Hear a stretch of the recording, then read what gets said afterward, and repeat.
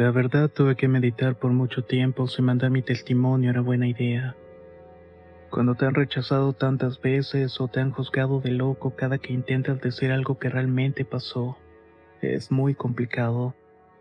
Si de alguna manera me animé es porque ya no me siento tan solo. He logrado contactar a dos personas que están convencidas de que lo que yo digo es verídico. Espero recibir de ustedes por lo menos el beneficio de la duda. La desgracia cayó sobre mi familia el 15 de abril del año 2002. Nunca voy a poder olvidar aquella fecha. Soy del estado de Querétaro y vivía cerca del pueblo de Pinal de Moles. La forma en que mis papás tenían para sobrevivir en esos años era comprando y vendiendo ganado.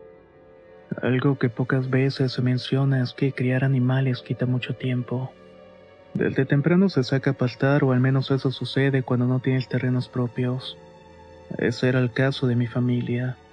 Mis papás se levantaban temprano para ordeñar a las vacas y luego nos encomendaban a mi hermano José y a mí que fuéramos a pastarlas.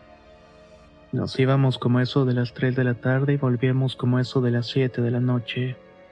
Eso si no se complicaban las cosas por cualquier motivo.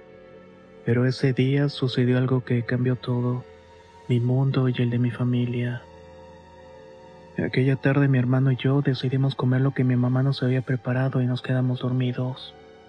Cuando desperté ya se nos había pasado la hora. El sol ya se había ocultado y las vacas no estaban.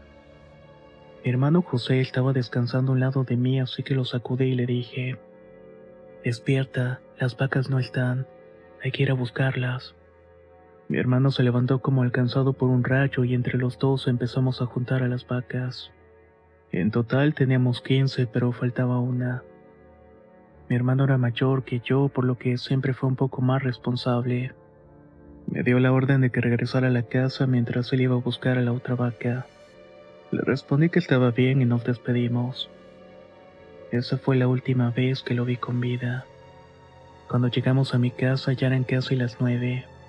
Tal vez para la gente que pueda escuchar esta historia a las 9 de la noche no sea una hora que consideren tan tarde. Pero créanme que la vida en los campos es totalmente distinta. Sobre todo en los pueblos que están en medio del bosque, como es mi caso. A esa hora la oscuridad es muy profunda, y es hasta peligroso salir porque no se ve bien el terreno. Mis padres estaban muy preocupados y me dieron una buena regañada. Yo hice oídos sordos, por lo único que me interesara era poder llegar a mi casa y descansar. Sin embargo, media hora después mi hermano José seguía sin volver. Mi papá me dijo que no podíamos esperar más tiempo.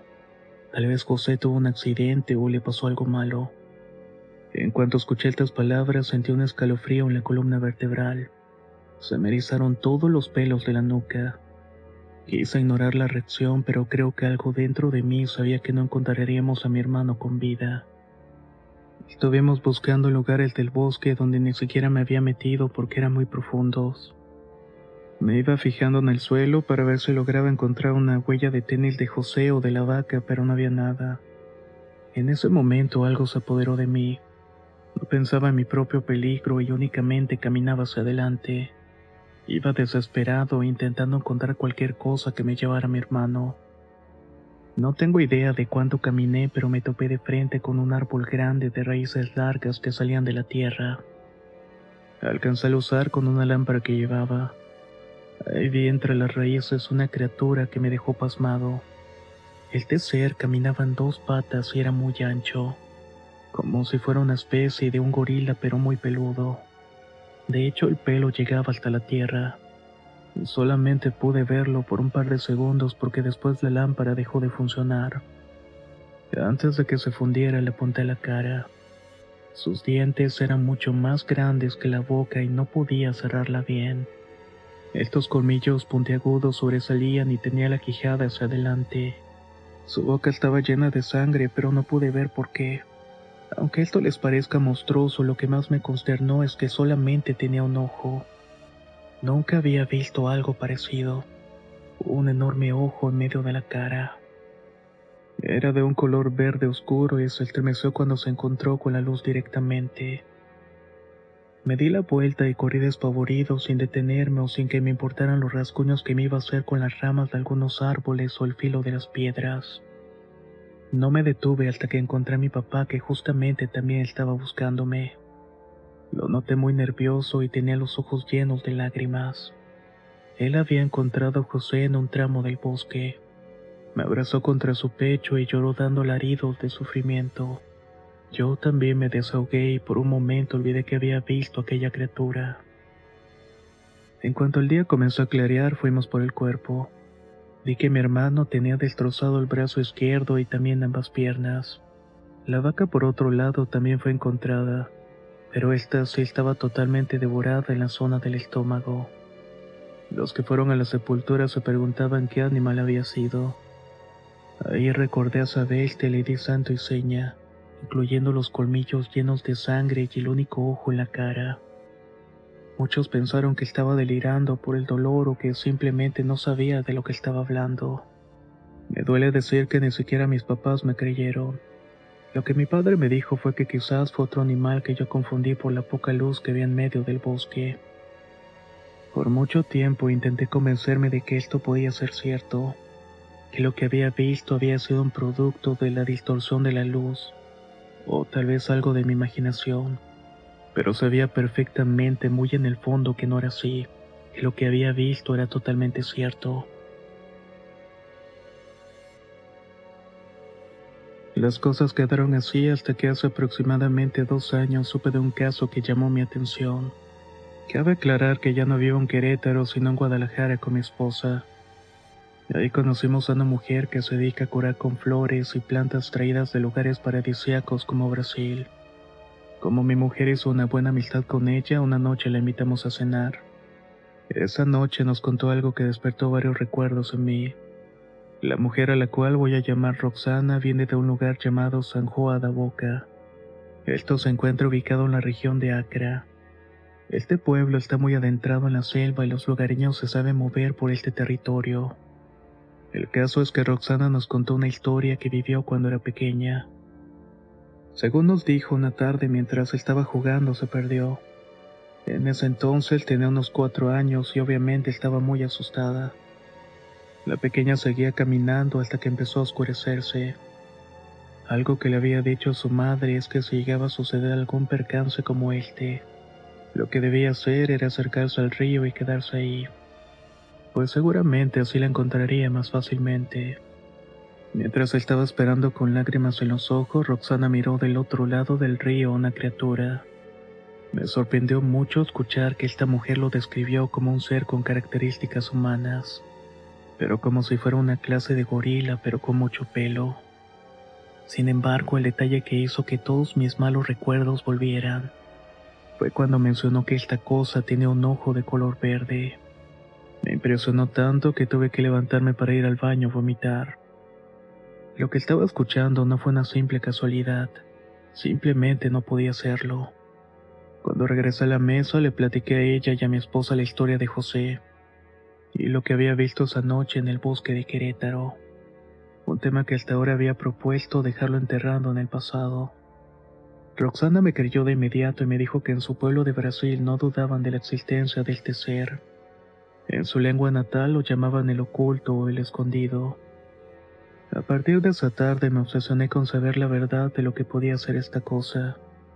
Busqué en foros, páginas de Facebook y grupos relacionados de lo paranormal.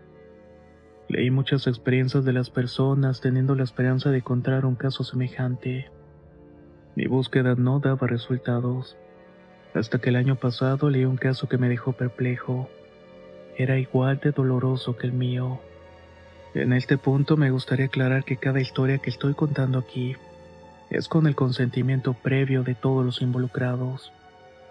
Resulta que en este tiempo estaba teniendo problemas con mi esposa. Abandoné un poco la búsqueda para unirme a grupos de autoayuda. Nunca pensé que iba a encontrarme esa verdad que tanto estaba buscando.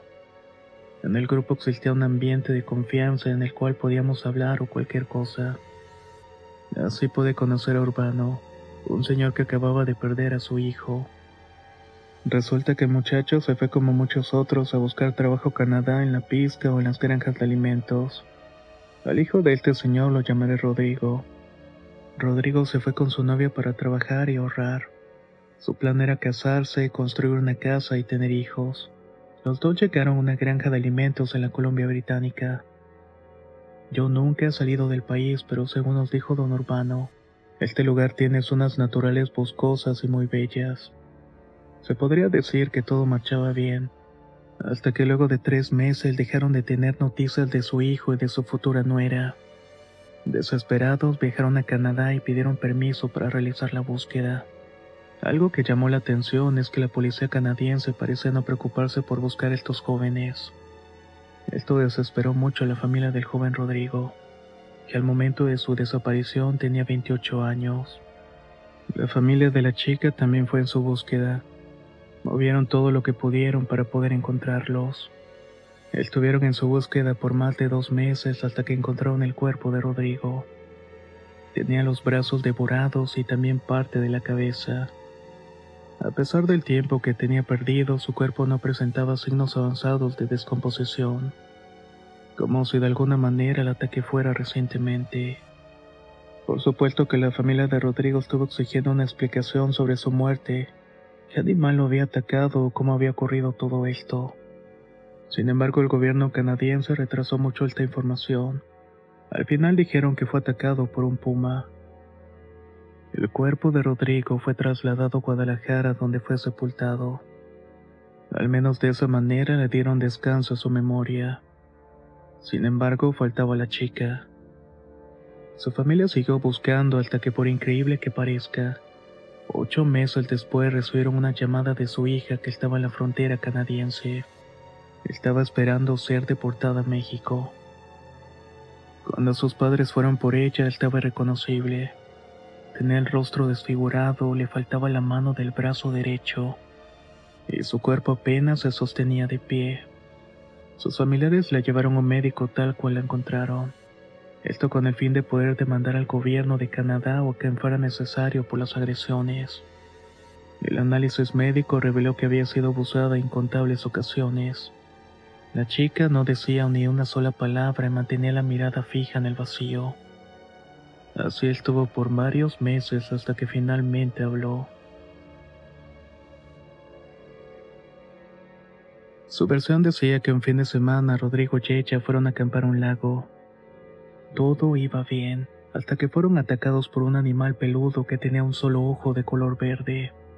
Esta cosa los golpeó y ella perdió el conocimiento. Esa fue la última vez que supo de Rodrigo.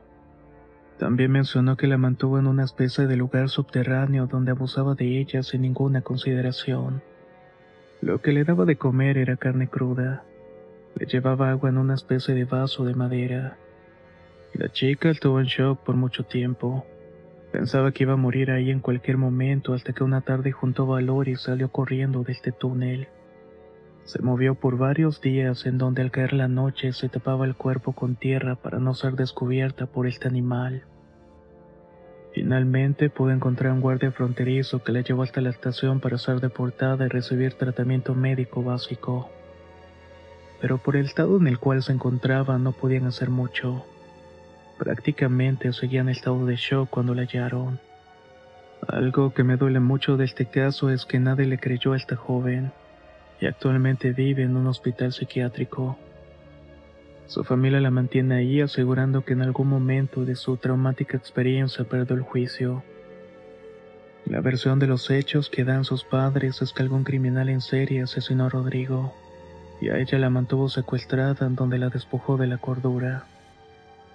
Don Urbano necesitaba desahogarse de esta historia, porque al igual que yo con mi hermano José, sabía que por muy increíble que pareciera, algo dentro nos decía que esa versión que parece sacada de un sueño era la cierta.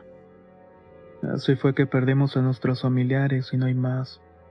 En cuanto leí su testimonio me puse en contacto directo con él para presentarle a Roxana, para que no se sintiera loco como me sentí yo por tantos años. De alguna manera compartir esto entre nosotros nos hace sentir que no estamos solos, que en este mundo hay criaturas así y existen.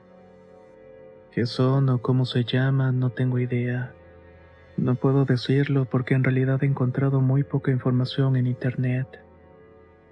Sin embargo, algo que me llamó mucho la atención del caso de Urbano es que le dio la impresión de que la policía canadiense ya sabía algo de esto, como si de alguna manera lo estuvieran cubriendo. Yo no lo pongo en duda.